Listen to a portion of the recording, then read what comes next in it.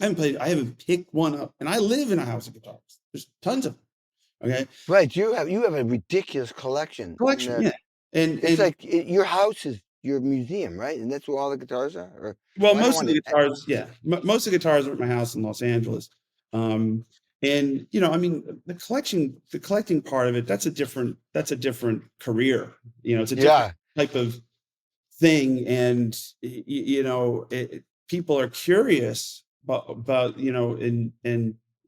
it. And I just said, well, my dad was a guitar dealer in a different life, and I grew up in a music store, and I always loved old guitars. And when I could start affording them, I started just buying vintage guitars. And luckily, I started buying vintage guitars when they weren't as expensive as they are now, and I could get better deals.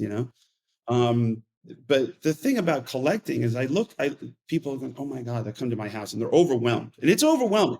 If I went into it blind, not knowing what to expect, or just seeing a few pictures on Instagram, you're going, the sheer magnitude of it all would overwhelm even the most jaded collector.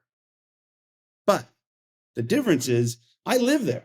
So I wake up, I get my coffee, there's hundreds of guitar amps around. It doesn't matter. It's organized hoarding, it's decor, memorabilia, signs blinking. But when they get down to asking the critical questions, it's why? I have an addictive personality. Um, my answer is always, if you have to ask that question, why, then you don't get what it's like being a collector, because there's a certain thing about collecting you're you're doing something temporarily that will eventually be broken up into bits. Like, I know 500 guitars, 500 amps, 1,000, 1,200 pieces in the collection. Eventually, I'm not going to be around, and this whole thing, yeah. this Nerdville Gotham sign, may either be thrown away in the dump, or some kid will have it in his basement going, I got Bonamassa's old sign. But while they're under my custodianship, my job is to preserve them and love them and promote them. You know what I mean? Meaning that, like, it's like, here's a 54 Les Paul in pretty darn good condition, and so I got it in this condition, and my job is to play it, love it, use it live, but don't beat the hell out of it so you don't recognize it. My ego is not that big to go, well, I'm just going to destroy this guitar because in service of my music. It's like, you could do that with a new guitar. You don't need to do it with this one. They all sound the same. Do you sell those? Do you keep everything you buy, or you sell and buy other things? Is there that kind of thing? I remember I was in the studio and John Shanks bought it was in Henson, and he says, "Oh my God, look at this! It was a Les Paul he bought. Might have been 285,000 or something." But he said I had to sell 3 others to get this. Once you start collecting Sunburst Les Pauls and Flying V's and all that high end stuff, it's expensive game.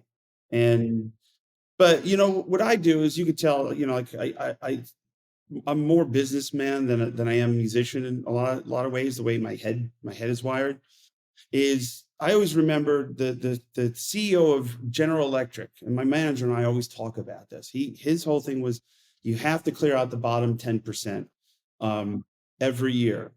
And in his case, it was kind of cold and heartless. He was talking about employees. He would take the bottom 10 performing 10% of his employees and lay them off and bring in new people, hopefully to raise the baseline, and not the baseline, the baseline. Um, so I'm not as maybe the guitarists think I'm cold and heartless, but what I do is, every year I take stock of what we have, and I may sell 5% just to go, you know what, I'm never going to get to this. I'm never going to play it. It was something, the addiction was roaring. I was in Des Moines, Iowa, you know, and so, I'll quietly take down 5, maybe 6%. Or if somebody, like, really wants something, it's like, here's my dream guitar. I've been looking for my whole life. Here is a 54 Les Paul. I'll be like, you can have it. not for free, but you can have it. You know what I mean? I got 6 or 7 of these, you know, and so the sentimentality factor comes into that. You know, if you're not sentimental about stuff, and then there's certain things they're going to bury me with. Okay. And it's just non-negotiable. Do you have a favorite guitar? I mean, out of that collection, or a favorite 5, or is there a certain?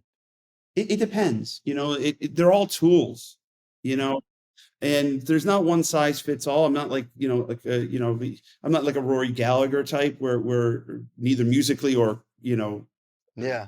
On stage. Like Rory played that Strat a lot, but he had a big guitar collection. But he played that Strat, and he could basically do his whole show on that Strat. Wow. I Wow. can't do that.